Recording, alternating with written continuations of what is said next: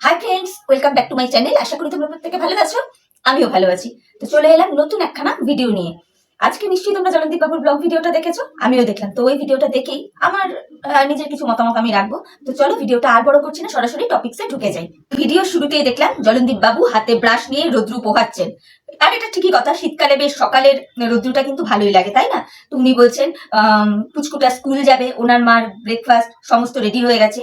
ওনার মা যা টিফিন বানানোর সমস্ত কিছু তৈরি করা হয়ে গেছে, যেগুলো ওনার বাচ্চাটা খেয়ে যাবে, বা বাবু মানে জলনদীপ বাবুর বাবু অর্থাৎ মেসোমশাই খেয়ে যাবেন, সমস্ত ওইগুলো তৈরি হয়ে গেছে, যদি ওগুলো আমরা দেখতে পাইনি। তো যাই হোক, তো তারপরে দেখলাম এরপরে জলনদীপ বাবু এক থালা ভাত আর সেই বাসি মাংস নিয়ে বসে পড়েছেন খেতে, আর ছেলেও স্কুলে চলে গেছে। জলনদীপ বাবু বলছেন যে তার মা এরমই প্ল্যান প্রোগ্রাম রেখেছিলেন যে সকালবেলা উঠেই মাংস দিয়ে ভাত ব্রেকফাস্টে দিয়ে দেবেন। মানে কি বলবো, তো ঘুম থেকে উঠেই সব মাংস দিয়ে ভাত দিয়ে ব্রেকফাস্ট নিয়ে বসে গেছেন। অবশ্য জলনদীপ বাবুর মা বলছেন এখন ব্রেকফাস্ট মানেই তো ভাত, কিন্তু জলনদীপ বাবুর মা কিন্তু ভাত খাননি। ওই যে আটা মাখা ছিল, উনি রুটি খেয়েছেন, কি দিয়ে খেয়েছেন, মাংস দিয়ে খেয়েছেন, আলু খাননি, সুগার তো খাননি। যাক, এটা ভালো লাগলো। তারপরে জলনদীপ বাবুর মা বলছেন ওনাকে অনেকদিন বেঁচে থাকতে হবে ওই ছোট্ট পুচকুটার জন্য।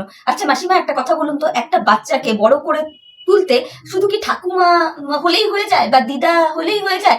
মায়ের কোনো প্রয়োজন হয় না? না, আপনি এমন ভাবে বললেন তো যে ওই ছোট্ট বাচ্চাটাকে মানে বড় করে তোলার জন্য, ওর জন্য আপনাকে মানে সুস্থ থাকতেই হবে, বেঁচে পড়তে থাকতেই হবে। কিন্তু জানেন তো, ঠাকুমা দিদিমা এরা তো নাতি নাতনিদের কাছে খুব একটা স্পেশাল মানুষ, কিন্তু মায়ের জায়গাটা কিন্তু অন্য কেউ নিতে পারে না, তাই না? ঠিক আপনার ছেলের কাছে আপনার জায়গাটা কি কেউ নিতে পেরেছে বলুন তো? কেউ কিন্তু পারেনি। আপনার ছেলের কাছে কিন্তু আপনার জায়গাটা আপনারই রয়ে গেছে, তাই না মাসিমা? হ্যাঁ। তো তারপরে দেখলাম ছোট্ট পুচকুটা খেলাধুলো করছে, কি নিয়ে না, ওই ছোট ছোট গাড়ি নিয়ে। তো জলনদীপ বাবু নিজে বলছেন যে এই সদ্য গাড়িটা বের করে দিলাম, গাড়িটা ভেঙে চুরে কি অবস্থা করেছে। এমনটাই হয়। যারা অল্পতে অনেক পেয়ে যায় না, যে সকল বাচ্চারা, তারা তখন একটা ভাঙে একটা ফেলে, সেই যত্ন জিনিসটা তারা আর শিখে না। তারা তো জানে একটা ভাঙবে, বাবা হোক মা হোক আবার একটা দেবে। আর আপনার ছেলের তো ব্যাপারটা এক্সট্রা অর্ডিনারি, ওর তো ভেতরে এই জিনিসটা ঢুকেই গেছে যে আজ একটা ভাঙবো, আজ একটা ফেলবো, কাল আবার গিফট হিসেবে দুটো চলে আসবে। বুঝতে পেরেছেন? মানে নিজেই বুঝে দেখুন ছেলেটার অভ্যাস আপনারা কতটা খারাপ করে দিয়েছেন। আপনি নিজেই বললেন যে একটা হলুদ গাড়ি বের করে দিলাম, সেটা মানে কতক্ষণ টিকিয়ে রাখলো ও নিজেও সেটা জানে না। আর যারা আপনারা এই যে গিফট দিচ্ছেন বাচ্চাটাকে, আপনাদেরকে বলি, জানি আপনাদের অঢেল টাকা পয়সা আছে বা আপনাদের বুক ভরা ভালোবাসা আছে, আপনারা দিচ্ছেন, খুব ভালো কথা। কিন্তু জলনদীপ বাবু বা জলনদীপ বাবুর ফ্যামিলি, এদের তো অনেক আছে, বা এতদিন তো দিয়েছেন, এরপরে যদি দেওয়ার হয় দুটো গরিব বাচ্চাকে দিন না, যারা রাস্তায় থাকে, যারা একটা খেলনার জন্য কান্নাকাটি করে, দেখবেন তাদেরকে একটা যে কোনো ছোট্ট খেলনাই দিয়ে দেখবেন তাদের মুখের হাসিটা, ওটা কিন্তু মানে লক্ষ টাকার থেকেও বেশি দামি, জানেন তো? প্লাস দেখবেন ওরা না ওইটুকু জিনিসটাই যত্ন কি করে করতে হয় ওদের থেকে দেখে বোঝা যায়, সত্যি দেখে বোঝা যায়। আমরা যে প্ল্যাটফর্মে দেখি, তারপরে রাস্তাঘাটে দেখি না, তখন কিন্তু দেখতে পাই যে ওরা ছোট্ট খাট্ট জিনিস নিয়ে কতটা খুশি থাকে। তো ওদেরকে একটু দিন না, দিয়ে একটু মানবতা দেখান। ওনাদের তো আছে, জলনদীপ বাবু চাইলেই ওনার ছেলেকে কারি জিনিসপত্র কিনে দিতে পারবে। আর দিলেন তো এতদিন, বাপরে বাপ, এই হারে মানে কোনো ব্লগারকেই মনে হয় ভিউয়ার্সরা এত গিফট দেয়নি। আপনারা যেই হারে জলনদীপ বাবুকে, জলনদীপ বাবুর মাকে, বাবাকে, পুচকুটাকে, সাথে জলনদীপ বাবুর পাতানো দিদিকে যেই হারে গিফট দিলেন না, মানে কি বলবো আর।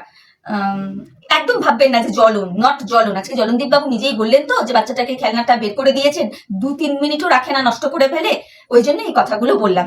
তো যাই হোক, তারপরে দেখলাম জলনদীপ বাবু বলছেন যে 2-3 দিন হয়ে গেল উনি বলেই যাচ্ছেন যে ওনাকে শেভ করতে হবে। আজকে উনি শেভ করবেন, ফেসিয়াল করবেন, একদম পুরো ঝাকাঝাক থাকবেন আর কি। আর যেখানে ওনার দিদি, ওনার পাতানো দিদি তো বলেই দিয়েছে আমার ভাই শেভ টেপ করে একদম ফিট ফাট থাকবে, সে অন্তরে কি থাকলো না থাকলো দেখার দরকার নেই, ওপরের বাহ্যিকটা একদম ফিট অ্যান্ড ফাইন থাকবে। তারপরে দেখতে পেলাম জলনদীপ বাবু চলে গেলেন তাদের খেতে, সর্ষা খেতে। তো জলনদীপ বাবু বলছেন যে বৃষ্টির কারণে ওনাদের এবার সর্ষে ক্ষেতের সর্ষেটা ভালো হয়নি, কিন্তু পাশে আরেকটা সর্ষে ক্ষেত দেখালো যে সর্ষেটা ভালো হয়েছে। দেন উনি বললেন যে সময়ের জিনিস সময় লাগালে সেটা ভালো হয়। হ্যাঁ জলনদীপ বাবু এই কথাটা ঠিক বলেছেন, প্রত্যেকটা ক্ষেত্রে কিন্তু এই কথাটা প্রযোজ্য, প্রত্যেকটা বিষয়ে, বুঝতে পারলেন তো? বিশেষ করে মানুষের চারিত্রিক দিক দিয়েও এই জিনিসটা কিন্তু মাইনে রাখে, এই কথাটা আর কি, যে সময়ের জিনিস সময় করতে হয়, বুঝতে পেরেছেন? তারপরে উনি দেখালেন যে পাশে ওনারা মুসুরির চাষ করেছেন। তো এইভাবে মোটামুটি পুরো জায়গাটাই উনি ঘুরিয়ে দেখালেন। তারপরে দেখতে পেলাম গাঁদা ফুল, খুব সুন্দর লাগছিল, একদম নো ডাউট, সিরিয়াসলি খুব সুন্দর লাগছিল। আর সর্ষা ক্ষেত দেখতে সত্যিই ভালো লাগে। তারপর জলনদীপ বাবু এক জায়গায় বলছেন যে চাষিদের কত জ্বালা, ওয়েদার খারাপ হলে জ্বালা, ভালো হলে জ্বালা, কারণ এক একটা চাষের এক এক রকম নিয়ম, ঠিকই কথা। কিন্তু আমি যতদূর জানি চাষের জন্য মানে ওয়েদার যদি খারাপ হয় সেটাই খারাপ, ওয়েদার যদি ভালো থাকে তার মধ্যে আর খারাপের কি আছে, তাই না? ওয়েদার যদি ভালোই থাকে তাহলে আর খারাপ কেন হতে যাবে? এই কথাটা আপনি কেমন একটু বোকা বোকা বলে ফেললেন না জলনদীপ বাবু? জলনদীপ বাবু বলছেন যে গ্রামে চাষের জায়গা জমি কিন্তু ভীষণ মূল্যবান একটা জিনিস, কিন্তু যারা চাষ করে না তাদের কিন্তু কোনো মূল্য নেই। আচ্ছা বন্ধুরা, আমাকে একটা কথা বলো তো, গ্রামে যারা থাকে প্রত্যেকেই কি চাষ করে? প্রত্যেকেই, প্রত্যেকটা ঘর ঘর চাষ করে? হ্যাঁ আমি জানি বেশিরভাগ ঘরই চাষ করে, কিন্তু তার মধ্যেও এক দুটো ফ্যামিলি নর্মালও থাকে, তাই না? তাদের কি কোনো মূল্য থাকে না? মানে এই কথাগুলো না ঠিক আমি জলনদীপ বাবুর সাথে একমত হতে পারলাম না, এই আর কি, সেই জন্য বললাম। জলনদীপ বাবু একদম বাস্তব সত্যি কথাই বলেছেন, চাষের জমির কিন্তু সেই অর্থে একটা দাম থাকে না। আমার শ্বশুর বাড়িরও মানে জায়গা আছে, তো চাষের জমি আছে, একটা দুটো বিক্রিও হয়েছে। তো আমিও এটা জানি চাষের জমির দাম মানে ল্যান্ড জমির মতন হয় না। আর হবে কেন, দুটো দু রকমের জিনিস। তো তারপরে জলনদীপ বাবু বলছেন যাদের এই 3-4 বিঘা জমি তাদের চাষি বলা যায় না। কাদের চাষি বলা যায়, মানে অন্তত চাষের খাতায় নাম ওঠে যাদের কিনা 8-10 বিঘা অন্তত জমি থাকে। এই জায়গাটাও না আমি ঠিক মানতে পারলাম না জলনদীপ বাবু, জানেন তো? যাদের 4-5 বিঘা জমি থাকে না, সেই জমিটা ভালোভাবে চষে যদি সে ফসল উঠিয়ে আনতে পারে তাহলে সেও কিন্তু গেইনার, সেও গেইনার। আবার এমনও দেখা যায় যে 8-10 বিঘা জমি আছে কিন্তু ভালো ফসল পেলো না, তাই না? হতেই পারে কোনো না কোনো কারণে হয়তো ভালো ফসল সে পেলো না, তাহলে সে তো লুজার। জমি গ্রামের সাইডে যাদের মোটামুটি 5-6 বিঘা জমি থাকে, মোটামুটি তাদেরকেই আমরা চাষি বলেই জানি, আমি অন্তত সেটাই মনে করি। আপনি এই ভুলটা করবেনই না জলনদীপ বাবু। আপনি বললেন না যে অনেকে শুনলে ভাবে যে বাবা এত বিঘা জমি, 4-5 বিঘা জমি, কিন্তু সেই জমির দাম শহরের জমির 2 কাঠা জায়গার মতনও হবে না।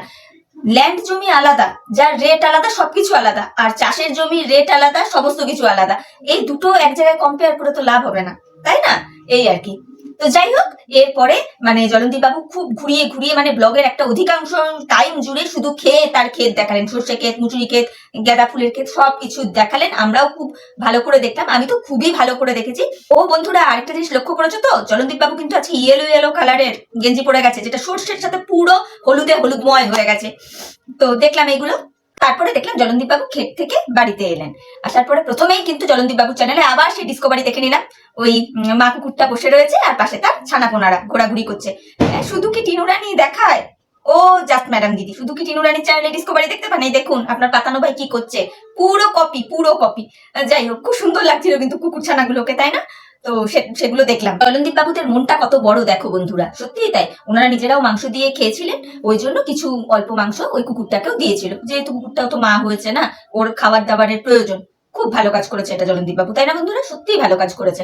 তাহলে দেখুন, আপনিও বুঝতে পারছেন যে বাচ্চাগুলো অনেকক্ষণ পরে মাকে পেয়েছে, তাই জন্য এত খুশি। তাহলে একবার চিন্তা করে দেখবেন তো, তাহলে এই জিনিসটা কোনো মানুষের বাচ্চার ক্ষেত্রে হলে তার ভেতরটা কতটা ছটফটায় তার মাকে কাছে পাওয়ার জন্য, বা ছটফটাতে পারে।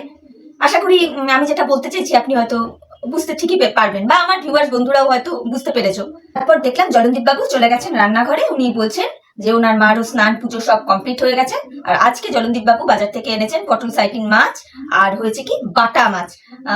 উনি এর আগের দিন যে বাটা মাছ এনেছিলেন সেখান থেকে ওনার মা কিছুটা বাটা মাছ সরিয়ে রেখেছিল, মানে ভেজে রেখে দিয়েছিল, সেই বাটা মাছটা আজকে রান্না করেছে। তো সেই বাটা মাছ আর এই পটল সাইটিন মাছ দিয়ে কোথায় গিয়ে খাওয়া হলো? খাওয়া হলো গিয়ে ছাদে। কিন্তু ছোট্ট পুচকুটাকে আর জলনদীপ বাবুর বাবাকে দেখতে পেলাম না, একদমই দেখতে পেলাম না। যদিও জলনদীপ বাবু বললেন যে ওনাদের আগেই খাওয়া হয়ে গেছে, কিন্তু একটু যদি দেখাতেন ভালো লাগতো। তবে বাচ্চাটাকে যে ঠাকুমা খাইয়ে দিয়েছে না, সেটা ঠাকুমার মুখের কথা, বাচ্চার এক্সপ্রেশন দেখে বোঝা যাচ্ছে যে ছোট্ট পুচকুটার খাওয়া হয়ে গেছে। এরপর দেখলাম জলনদীপ বাবু বলছেন ওনার মা আলু খেতে ভীষণ পছন্দ করতো, কিন্তু এখন এই সুগারের কারণে আর খেতে পারেন না। তার মাসিমাও বললেন যে ঘি আর আলু সেদ্ধ ভাত হলে ওনার নাকি আর কিছুই লাগতো না, কিন্তু এই যে সুগারের জন্য খেতে পারেন না। হ্যাঁ মাসিমা এটা ঠিকই বলেছেন, এই খাবারগুলো মানে সত্যি ভালো লাগে খেতে, কিন্তু এখন শরীরে একটা প্রবলেম থাকলে আর কি করা যাবে বলুন, এই হলো ব্যাপার। কিন্তু জলনদীপ বাবু বলছেন যখন সামর্থ্য থাকে না তখন মানুষের মানে খেতে ইচ্ছা করে, আর যখন খাওয়ার সমস্ত কিছু দিয়ে থাকে তখন শরীর পারমিট করে না। এই কথাটার সাথেও আমি সহমত, ঠিকই বলেছেন কথাটা। এরপরে দেখলাম ওনাদের খাওয়া দাওয়া কমপ্লিট হয়ে গেল। এরপর জলনদীপ বাবু বলছেন যে তাকে বাতকুল্লা যেতে হবে, নাকি ওই যে একখানা উনুন উনি বানিয়েছিলেন, ওটা তো ভাঙা টিন দিয়ে বানিয়েছিলেন, তো ওই জন্য একটা নতুন টিন কেটে উনি সুন্দর করে একটা উনুন বানাবেন। প্লাস আর কি করবেন, একটু বাচ্চাটার জন্য ফল কিনে আনবেন। কিন্তু বাচ্চাটা মোটেই ফল খেতে চায় না, ফল খেলে না গায়ে শক্তি হবে, শুধু ফল খেলেই ওইটুকু বাচ্চার গায়ে শক্তি হয় না, দুধও লাগবে সাথে। মানে মাতৃদুগ্ধ যেটাকে বলে, বুঝতে পেরেছেন? ওটারও দরকার আছে জলনদীপ বাবু। যাই হোক, আপনি এখন ব্যাপারটা কিভাবে নেবেন না নেবেন সেটা আপনার ব্যাপার। আমার মনে হলো যে শুধু ফল খাওয়ালেই তাকাত হয়, ফল আর গরুর দুধে ওইটুকুনি বাচ্চার হয় না, মাতৃদুগ্ধটাও প্রয়োজন হয়, একটা এজ অব্দি প্রয়োজন হয়। তারপরে জলনদীপ বাবু বলছেন যে উনি সকাল থেকে দাড়িটা কামাবার আর কি চেষ্টা করেছেন, কিন্তু ওনাদের পাড়ার যা সেলুন, প্রচুর টাইম লাগে, ওনার কিন্তু এত টাইম নেই। কোথায় যে উনি বিজি থাকেন, কি কাজটা যে করেন, সিরিয়াসলি আমি বুঝতে পারি না বন্ধুরা। তো ওই জন্য উনি সকালবেলা ওনার টাইম নেই, উনি ওই 3-4 ঘন্টা ধরে বসতে পারবেন না, ওই জন্য সন্ধ্যাবেলা গিয়ে কাটাবেন আর কি। তো তারপরে দেখলাম উনি সেলুনে গেছেন, অলরেডি শেভ টেপ করে নিয়েছেন, আবার ফেসিয়ালও করেছেন, সেটাও বললেন। আর কতবার করে গালটাকে এরকম এরকম করে দেখছিলেন বন্ধুরা, দেখেছো? আর চুলে পাইট করা তো এগুলোর সাথে ফ্রি ওনার, মানে চুল ওনার আছেই, চুলে হাত ওনার আছেই, তবুও উনি যে কেন একটা হেয়ার সেটিং স্প্রে কেনেন না, আমি সিরিয়াসলি বুঝে পাই না। একটা কিনে নিলেই হয়, 14 বার করে হাত দিয়ে ওরম নাড়াচাড়া করতে হয় না, তাই না? জলনদীপ বাবু কিছু ফল টল কিনেছেন, যার মধ্যে আপেলও রয়েছে। উনি নিজেই বলেন উনি চেষ্টা করবেন বাচ্চাটাকে খাওয়াতে, কেন কি ওনার মাকে উনি বলেছেন যে না, ফল টল না খেলে হবেই না, ইনকেস যদি ওইভাবে না খায় দরকারে আপেল সেদ্ধ করে খাওয়াবে, উনি কিন্তু নিজের মুখে বললেন। এবার আমরা ওয়েট করবো কোনোদিন দেখতে পাই কিনা, যদি দেখতে পাই তাহলে তো খুব ভালো কথা। আর আপেল সেদ্ধ করে বাচ্চাদের খাওয়ানোটা খুবই ভালো, খুবই ভালো। তারপরে চরণদীপ বাবু দেখালেন যে বাইরে থেকে ওই যারা কম্বল টম্বল বিক্রি করতে আসেন সেই রকম মানুষজনেরা এসেছিলেন। সত্যি কম্বলগুলো খুবই সুন্দর লাগছিল দেখতে, তাই না বন্ধুরা? তোমরা দেখেছো না? আমাদের জলপাইগুড়িতেও এসছে, জানো, বাইরে থেকে এই শীতের টাইমটা আসে। তো যাই হোক, এরপরে দেখলাম জলনদীপ বাবু ডিরেক্ট বলছেন যে বাতকুলা থেকে চলে এসেছেন, ওনার খাওয়া দাওয়া কমপ্লিট, একটু ঘুম ঘুম পেয়ে যাচ্ছে। আমরা রাতে কি খেলেন না খেলেন ওইগুলো কিন্তু আজকে আমরা কিচ্ছু দেখতে পাইনি ওনার ভিডিও। উনি নিজেই বললেন যে আজকে সকাল থেকে বিভিন্ন রকম মাছ দিয়ে অনেক খাওয়া দাওয়া হয়েছে, মানে বিভিন্ন রকম মাছ ফাছ দিয়ে খেয়েছেন। তাহলে আমাকে এইবার একটা কথা বলো তো বন্ধুরা, জলনদীপ বাবু যেই লাইফস্টাইলে চলছেন বর্তমানে, কোনো অংশ দিয়ে মনে হয় ওনার ভেতরে কোনো দুঃখ আছে, বা ওনার ফ্যামিলিতে এরকম একটা বিপর্যয় নেমে এসছে অংশ মনে হয়? আমার দেখে সিরিয়াসলি মনে হয় না, কোনো অংশে মনে হয় না। তখনও রাত্রে শোয়ার আগে উনি চুলে পাইট করছেন আর গালে হাত বোলাচ্ছেন, আর বলছেন যে একটু চুল দাড়ি ফাড়ি শেভ করে এলাম আর ফেস ওয়াশ করে এসেছি, তাহলে কি হয়, মানে ফেসিয়াল বা ফেস ওয়াশ যেটাই হোক, হোয়াট এভার করে আসলে মনটাও ভালো থাকে, ফিটফাট থাকলে মন মানসিকতা সবকিছু ভালো থাকে। এই জিনিসগুলো টিনু রানী থাকতে যদি করতেন না জলনদীপ বাবু, তখন যদি একটু ফেস ওয়াশ টেস ওয়াশ করে নিতেন, তাহলে আপনার মনে টিনু রানীর জন্য এত এত এত নোংরা, এত ঘৃণা জমা হতো না, বুঝতে পেরেছেন? এই যে কেন বললাম কথাটা, আপনি নিজেই বললেন যে এইগুলো করলে নাকি মন মানসিকতা সব ভালো থাকে, মানে বেশ ভালো লাগে সব দিক থেকে, সেই জন্য বললাম। তো যাই হোক, আজকে জলনদীপ বাবুর ভিডিওতে এই ছিল, বেশিরভাগ অংশ জুড়েই ছিল হলুদ রঙের সর্ষে ক্ষেত, ঠিক আছে? তো আমার মনে হলো জলনদীপ বাবুকে এই কটা কথা বলা যায়, সেই জন্যই বললাম।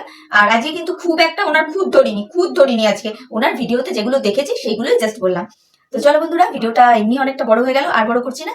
তো ভিডিওটা দেখে যদি তোমাদের ভালো লাগে তাহলে অবশ্যই লাইক করো, কমেন্ট করো, শেয়ার করো, আর সাবস্ক্রাইব করে আমার চ্যানেলের পাশে থেকো। তাহলে আজকের মতো বিদায় নিচ্ছি, নতুন একটা ভিডিও নিয়ে আবার তোমাদের সাথে দেখা হয়ে যাবে। ততক্ষণ প্রত্যেকে ভালো থেকো, tata, bye, love you all, good night.